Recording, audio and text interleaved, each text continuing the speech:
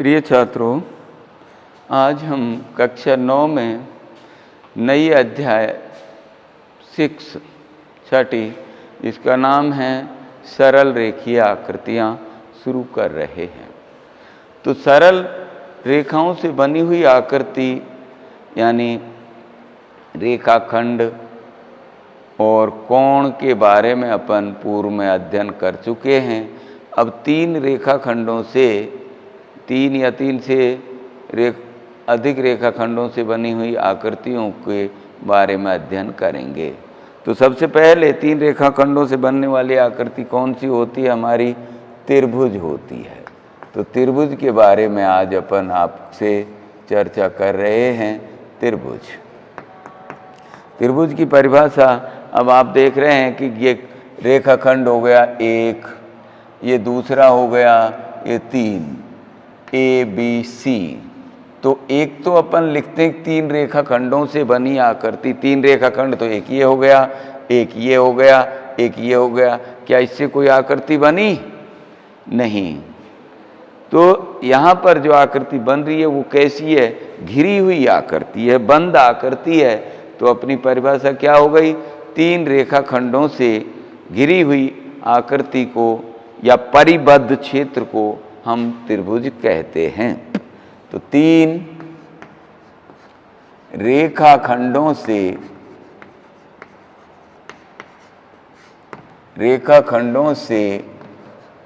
घिरी हुई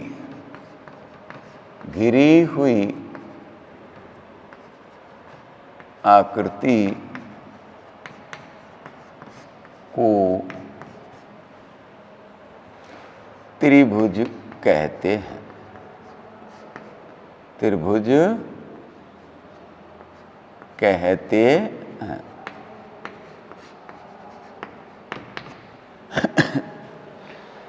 ये तो आपकी त्रिभुज की परिभाषा हो गई, आप जो कक्षा 6 से पढ़ते चले आ रहे हैं। अब देखो त्रिभुजों का वर्गीकरण अपन पढ़ रहे हैं।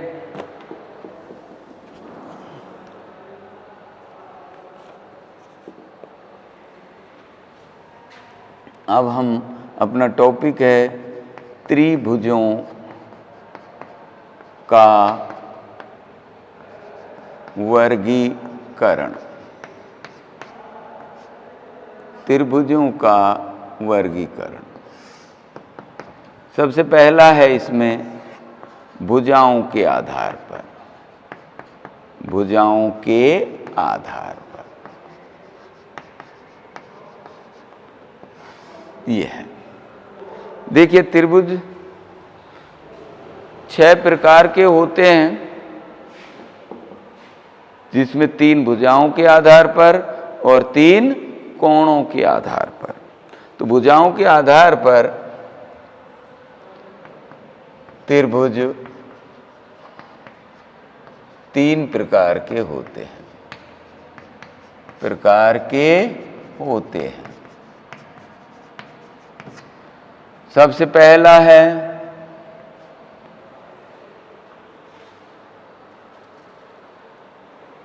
विषमबाहु त्रिभुज। फर्स्ट नंबर पर विषम बाहु त्रिभुज, जिसमें नाम से ही विदित है। विषम का मतलब अलग अलग, बाहु का मतलब भुजाएं। तो वह त्रिभुज जिसकी तीनों भुजाओं की अलग अलग माप की हों, उसे हम विषमबाहु त्रिभुज कहते हैं। तो परिभाषा अपन लिख लें, वह त्रिभुज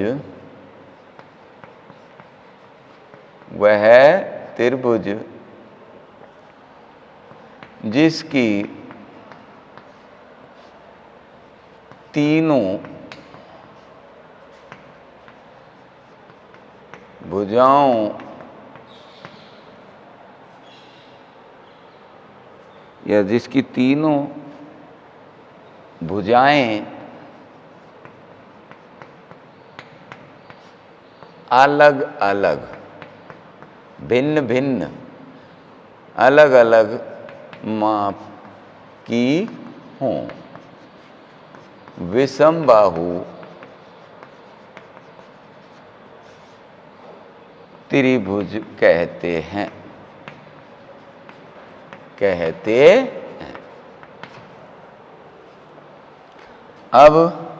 अब जैसे अपना त्रिभुज है जिसमें ये ए बी सी त्रिभुज है, इसकी नाप अलग है, इसकी नाप अलग है और इसकी नाप अलग है।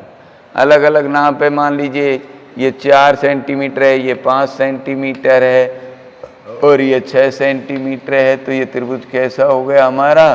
विषम बाहु, जिसकी भुजाओं की नाप अलग अलग हो गई। अब आता है नंबर 2 पर समद्विबाहु त्रिभुज। समद्विबाहु त्रिभुज, नाम से ही आप परिभाषा लिख सकते हैं। सम, द्वि का मतलब 2 भुजाएं, वह त्रिभुज जिसकी 2 भुजाओं की माप समान हो, तो वह त्रिभुज जिसकी 2 भुजाओं की माप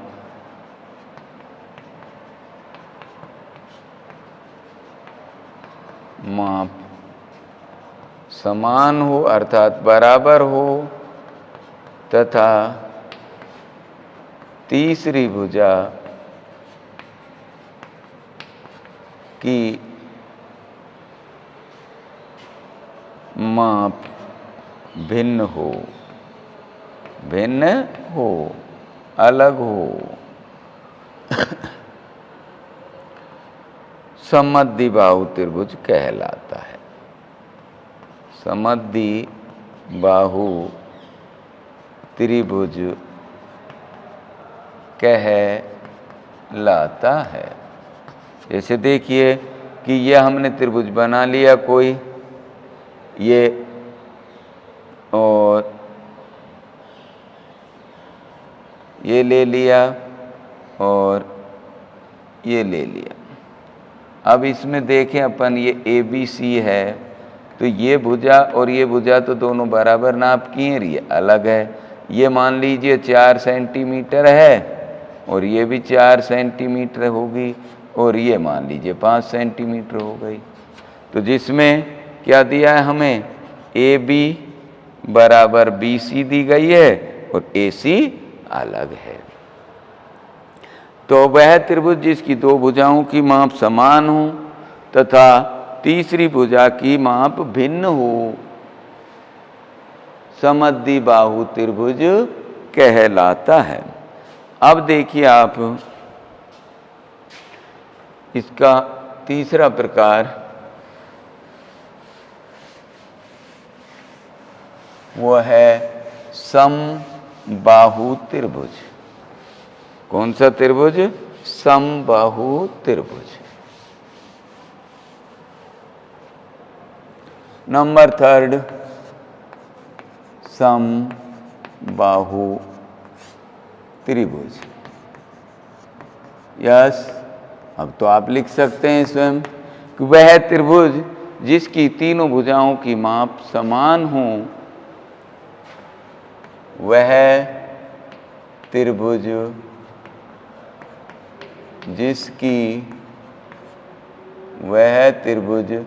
जिसकी तीनों भुजाओं की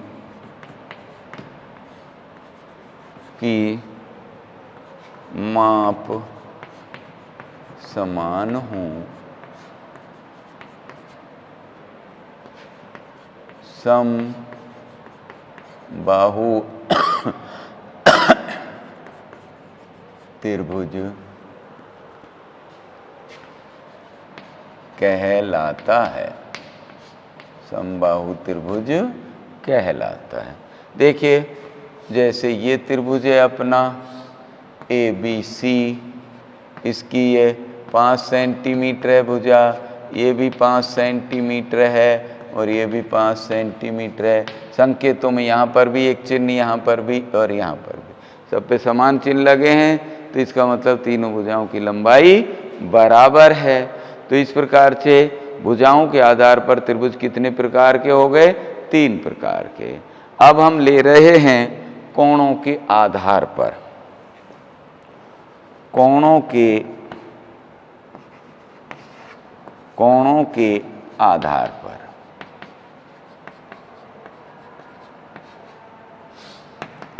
जी, कोणों के आधार पर, कोणों के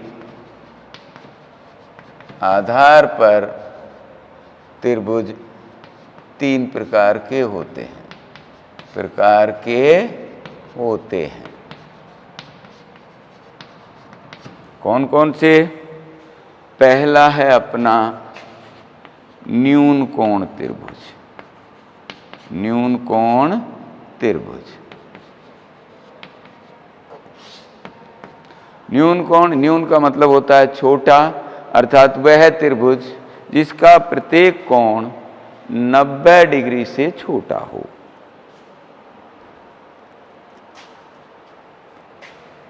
वह त्रिभुज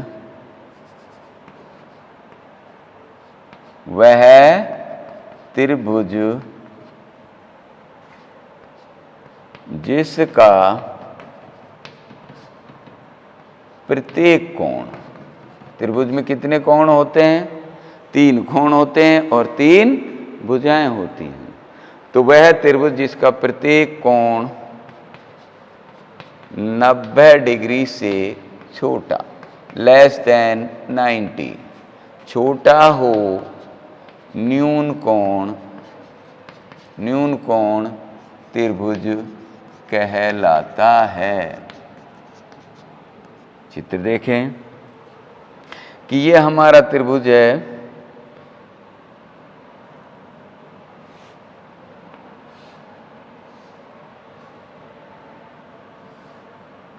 ABC, जिसके ये जो कोण हैं, प्रत्येक कोण क्या है? 90 डिग्री से छोटे हैं, तो इसे कहेंगे अपन न्यून कोण त्रिभुज।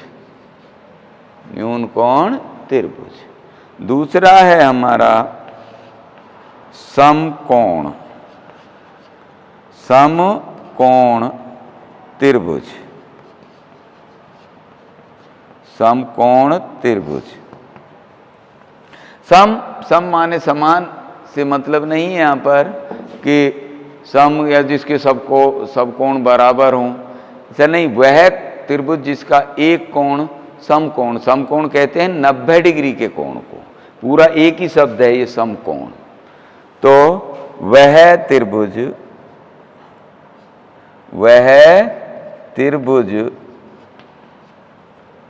जिसका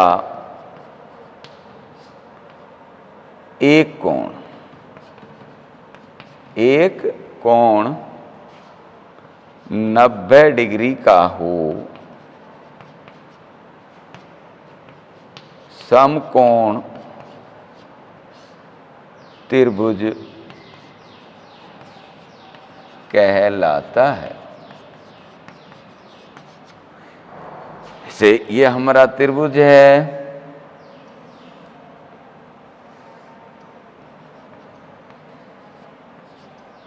ये कितना है? 90 डिग्री का कोण है, और ये कोण दोनों कैसे हैं? न्यून कोण है।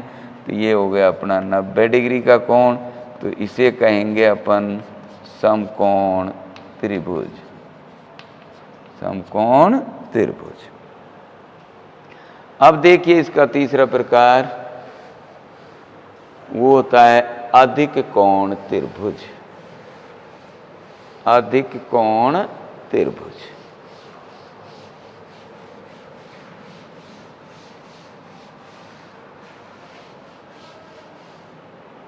तीसरा प्रकार है अधिक कोण त्रिभुज।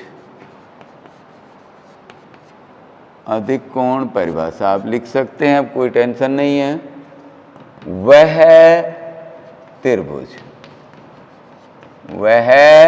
त्रिभुज जिसका एक कोण 90 डिग्री से बड़ा हो, अधिक कोण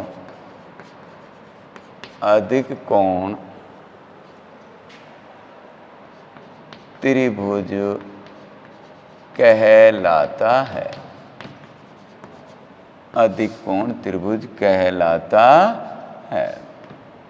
देखें कि ये हमारी लाइन है, यदि इधर होगा तो न्यून कोण हमने ये बना दिया A और इसको मिला दिया ABC, तो ये जो कोण है वो क्या है, 90 डिग्री से बड़ा है, चाहे 91 डिग्री हो चाहे 170 डिग्री हो, तो ये हो गया हमारा अधिक कोण त्रिभुज। तो इस प्रकार से ये त्रिभुजों का वर्गीकरण हुआ, जो कितने प्रकार का होता है, 6 प्रकार का होता है।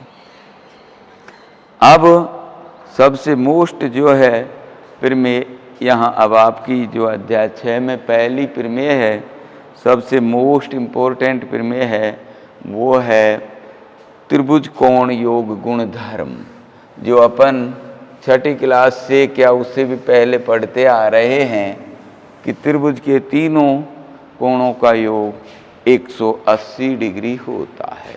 यहाँ किताब में आपके मिसप्रिंट होते हुए इसको 5.1 लिखा गया है, नहीं अध्याय 6 है, इसलिए 6 की कौन सी प्रमेय है, ये पहली, तो 6.1। किसी भी त्रिभुज की, ये नहीं कि भाई समबाहु त्रिभुज में या विषमबाहु में या समद्विबाहु में या समकोण में, न्यून कोण में या अधिक कोण में, इन 6 में से किसी भी प्रकार का एक त्रिभुज है, किसी भी प्रकार का त्रिभुज हो, उन सभी में ये प्रमेय सिद्ध होती है। तो किसी भी त्रिभुज के तीनों अंतः कोणों का योग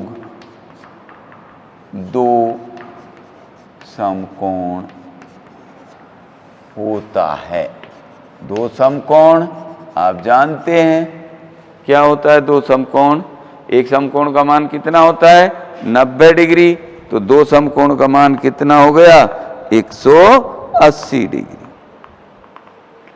तो सबसे पहले प्रमेय में कौन सा भाग होता है, चित्र होता है, जिसके बिना आपकी प्रमेय हल नहीं कर सकते। सारा जो कार्य किया जाता है उत्पत्ति का, दिया गया का, रचना का, सब किससे होता है, चित्र से। तो जो ये कह रहा है वो सुने, सबसे पहले किसकी बात कर रहा है, त्रिभुज की। तो हमने ये त्रिभुज बना लिया, किसी भी प्रकार का ये त्रिभुज बना लिया हमने, इसका नामकरण कर दिया ABC।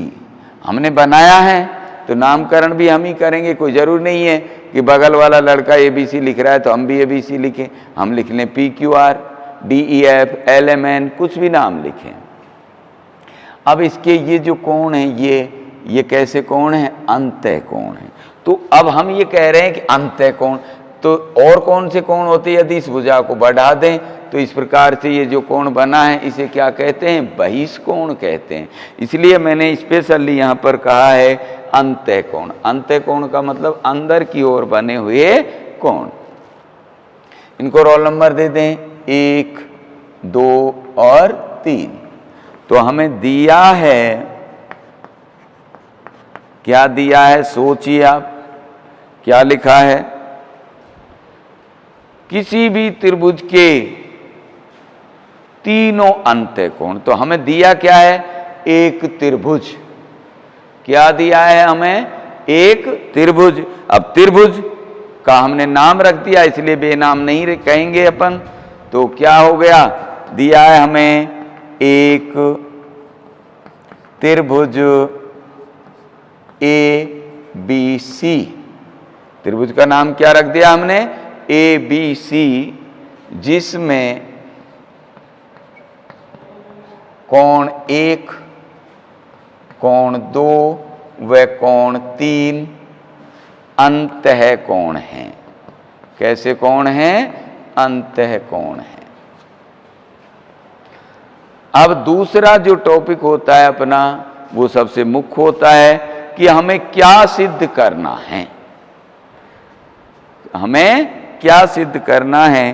तो सबसे पहले दिया है, उसके बाद में सिद्ध करना है। दिया है का मतलब हमारे पास में क्या क्या सामग्री है, हम क्या करने जा रहे हैं। तो अब क्या सिद्ध करना है हमको? तीनों अंतः कोण।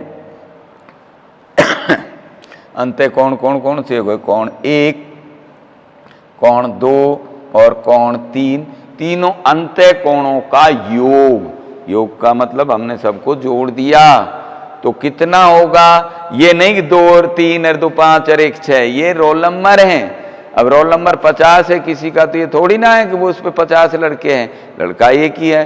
तो ये तो कोणों के रोल नंबर दे दिए हमने ज़्यादा लिखने की बचने के लिए, लिखने से बचने के लिए। 2 समकोण, 2 समकोण मीन्स 180 डिग्री।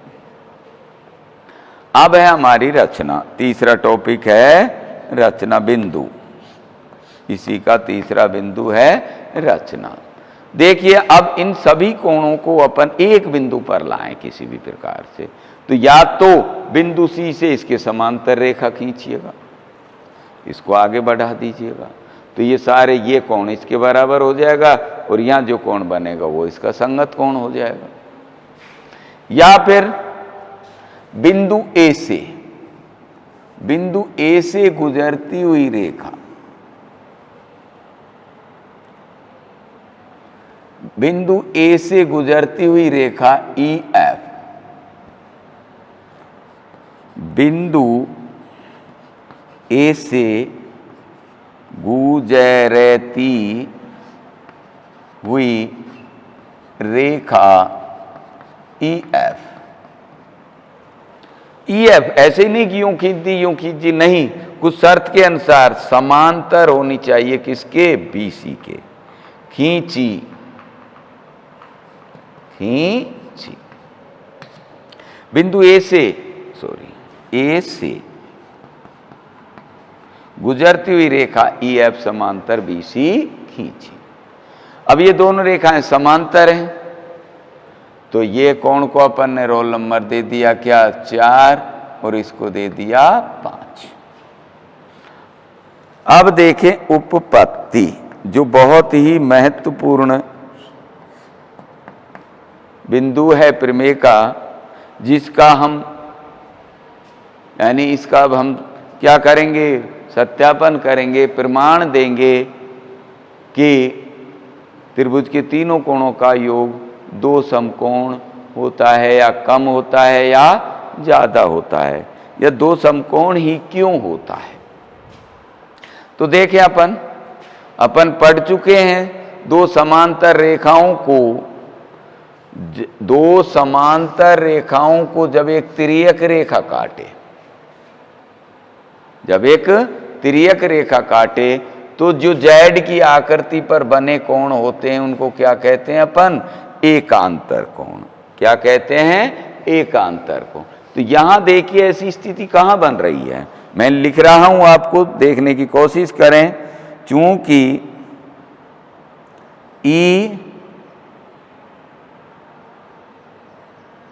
EF, जो EF रेखा है वो किसके समांतर है? BC के। EF समांतर BC क्यों है? ये रचना से। हर चीज का कारण देना पड़ता है यहाँ, इसलिए नहीं तो आपके अंक कट जाते हैं और आपको समझ में भी नहीं बैठता है। अब EF और BC समांतर हैं, ये रेखा जिसका नाम क्या हो गया? AB। वो कैसी रेखा है? तिर्यक रेखा। तथा तिर्यक रेखा नाम AB। अब ये जब ये रेखा नहीं है, केवल हमने इतना लिखा है EF समांतर BC, तो इनमें कोई कनेक्शन नहीं जुड़ा हुआ है, दूर दूर हैं दोनों रेखाएं। अब इनको एक लाइन द्वारा जोड़ा गया, तार द्वारा जोड़ा गया, तो उस तार का नाम क्या है? AB। तो इन दोनों में संबंध हो गया। अब संबंध हो गया तो ये जेड की आकृति बनी है, और इन कोणों को क्या कहेंगे अपन? एकांतर कोण। इस कोण को कितना रोल नंबर दे रखा है अपन चित्र में? 2, और इसको कितना दे रखा है? 4। तिर्यक रेखा AB इन्हें मिलाती है, इसलिए कोण 2 बराबर कोण 4। समीकरण फर्स्ट कारण हो गया, नाम क्या हो गया इन कोणों का? एकांतर कोण। और एकांतर कोण हम पढ़ चुके हैं, आपस में कैसे होते हैं? बराबर होते हैं। अब पुनः चूंकि EF समांतर BC रचना से तथा कौन सी रेखा मिला रही है इधर? AC, तथा AC इन्हें मिलाती है, AC इन्हें मिलाती है, इसलिए कोण 3 बराबर कोण 5 सेकंड। इन कोणों का नाम भी क्या है? एकांतर कोण। यहां पर भी किसकी आकृति बन रही है? जेड की। ये देखें यूं, ये जेड की आकृति बन। तो 3 और 5 कैसे हो गए? एकांतर कोण। और एकांतर कोणों में क्या गुण होता है? ये आपस में कैसे होते हैं? बराबर होते हैं। तो फर्स्ट व सेकंड को अपन जोड़ें, क्योंकि हमें योग चाहिए। फर्स्ट व सेकंड को जोड़ने पर जोड़िए, कोण 2 प्लस कोण 3 बराबर, लेफ्ट हैंड एक तरफ जुड़ता है समीकरण जोड़ते समय, राइट हैंड एक तरफ जुड़ता है। तो लेफ्ट हैंड में 2 है, यहां पर 3 एक तरफ जुड़ गया, राइट हैंड में 4 है, इधर 5 है, तो 4 प्लस कोण 5। अब देखिए आप चित्र में देखिए, यदि एक कोण और हो जाए इसमें, तो ये सरल रेखा के एक ही ओर बने कोणों का योग हो जाए। और इधर यदि इन दोनों में एक कोण जोड़ दें हम, तो ये हम जो ज्ञात कर रहे हैं वो हमारी पूरी संख्याएं हो जाएं। कोण 1 प्लस 2 प्लस 3। तो कोण 1 दोनों पक्षों में जोड़ने पर, दोनों पक्षों में जोड़ने पर, जोड़िए, कोण 1 प्लस कोण 2 प्लस कोण 3 बराबर कोण 1 प्लस कोण 4 प्लस कोण 5। अब देखिए चित्र, परंतु कोण 1 प्लस कोण 4 प्लस कोण 5 बराबर कितना? 180 डिग्री। क्यों? सरल रेखा के एक ही ओर बने कोण, तो सरल रेखीय कोण, ये मान यहां रख दें। इसलिए कोण 1 प्लस कोण 2 प्लस कोण 3 बराबर 180 डिग्री इति सिद्धम।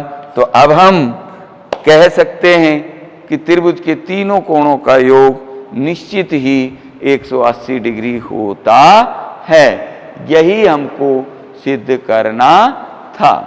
अब इस पर आधारित उदाहरण हैं, सारे सवाल हैं जो इसी प्रमेय से होंगे। तो यहाँ पर आप देख रहे हैं कि कितनी महत्वपूर्ण प्रमेय है। आप अब आगे क्वेश्चन और उदाहरण अगली क्लास में देखेंगे। आज बस इतना ही। धन्यवाद।